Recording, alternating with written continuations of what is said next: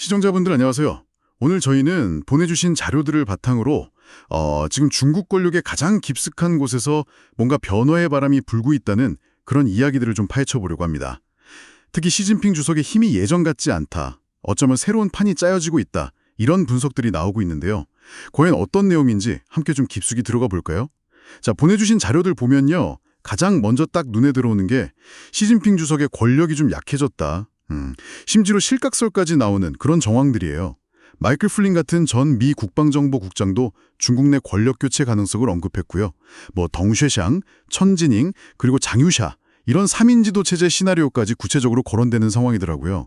특히 그 군부 실세라는 장유사 중앙군사위 부주석 이 인물의 역할이 굉장히 주목받고 있는데 이게 왜 이렇게 중요하게 봐야 하는 걸까요? 네, 그 장윤샤 부주석의 부상, 이게 이제 과거 덩샤오핑 시대를 좀 떠올리게 하는 부분이 있거든요. 그때 보면 중앙고문위원회라고 해서 그 당 원로들이 막후에서 상당한 영향력을 행사했었죠. 지금 장윤샤가 군권을 딱 쥐고 거기에 원로들 지지까지 받으면서 약간 비슷한 역할을 하려는 거 아니냐, 이런 분석이 나오는 겁니다. 그러니까 그동안 견제 세력이 거의 없었던 시진핑 권력에 원로 그룹이라는 어떤 변수가 다시 등장하는 모양새죠. 그리고 최근에 통과된 당중앙 정책 심의 조율 기구 업무 규정, 이게 또 이런 해석에 힘을 실어주는 것 같습니다. 겉으로는 당의 통일된 지도력 강화 이런 걸 내세우지만요. 보내주신 자료를 분석한 전문가들은 이게 사실상 장유샤가 이끄는 뭐랄까 신시대 중앙고문위원회 같은 거다 이렇게 보는 거죠. 그러니까 원로들이 다시 정책 결정에 참여할 수 있는 어떤 제도적인 통로를 열어준 셈이라는 겁니다. 후진타오 같은 원로들이 다시 정치국 회의에 나올 수도 있다. 이런 가능성까지요. 와, 그건 진짜 흥미로운 요성인데요. 시진핑 주석이 그동안 국무원까지 거의 비서실처럼 만들면서 권력을 자기한테 다 집중시켰잖아요.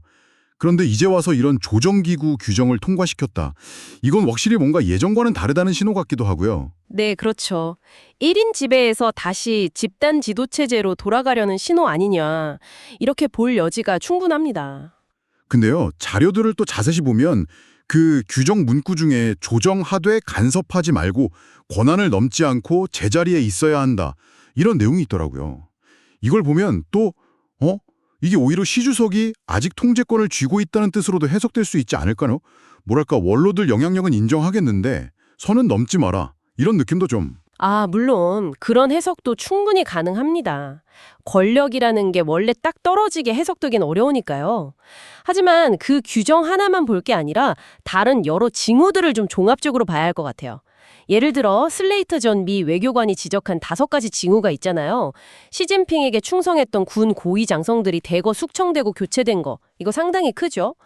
또 시진핑 부친 기념관 이름이 바뀐 거라든지 경호팀 규모가 줄었다는 얘기, 그리고 시 주석의 공개 활동이나 관영 매체 보도가 눈에 띄게 줄었다는 점, 마지막으로 예전엔 진짜 상상도 못했는데 명문대 교수들이 공개적으로 시진핑을 비판하는 목소리가 나온다는 것까지, 이런 것들이 다 뭔가 권력 기반이 흔들리는 신호 아니겠냐는 거죠. 그렇군요.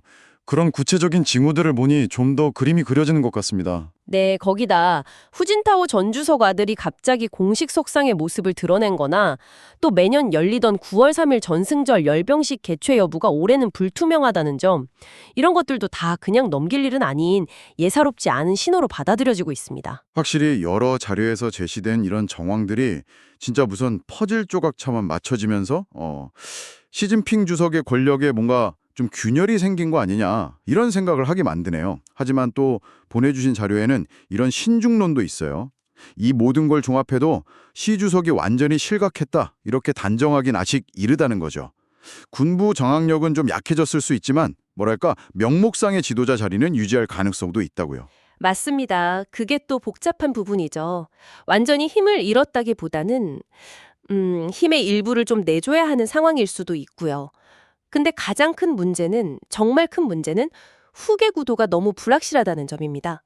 시진핑 주석 스스로가 덩샤오핑에 만들어 놓은 그 안정적인 권력 승계룰, 격대 지정이라고 하죠. 한 세대 건너뛰어서 다음 지도자를 미리 정해놓는 거예요. 그걸 아예 없애버렸잖아요. 그러니까 지금 차기 지도자가 누군지 명확하지가 않은 상태예요. 딩실샹이냐 아니면 왕이냐 여러 이름이 나오는데 확실치가 않죠.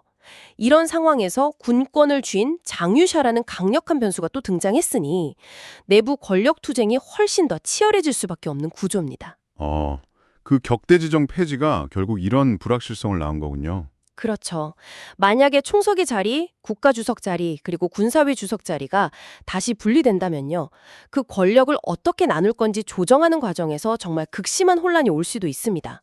장유샤가 군권을 쥐고 있는데 이걸 순순히 내놓을지도 미지수고요. 네. 오늘 시청자분들께서 보내주신 자료들을 통해 본 중국의 정치 상황, 정말 한치 앞을 내다보기 힘든 안개 속이라는 느낌이 강하게 듭니다. 군부와 원로 그룹이 다시 힘을 얻는 것 같기도 하고 시진핑 주석의 절대 권력에는 금이 가는 것 같고 그런데 또 후계자는 누군지 오리무중이고 와, 정말 복잡하게 얽혀 있네요. 그렇습니다. 시진핑 시대 이후에 중국의 권력 구조가 과연 어떤 모습으로 재편될지, 또 그 과정이 얼마나 안정적으로 갈 수 있을지 이건 뭐 단언하기가 어렵습니다.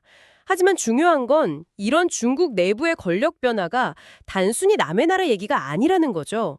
우리에게도 또 전 세계적으로도 큰 영향을 미칠 수밖에 없는 문제입니다. 시청자분들께서도 오늘 저희가 나눈 이야기들을 바탕으로 이 변화의 흐름을 계속 좀 예의주시하시면서요. 그 절대 권력이라는 것의 속성, 그리고 그게 또 어떻게 변해갈 수 있는지 한 번쯤 곱씹어 보시는 것도 의미 있지 않을까. 네, 그렇게 생각합니다.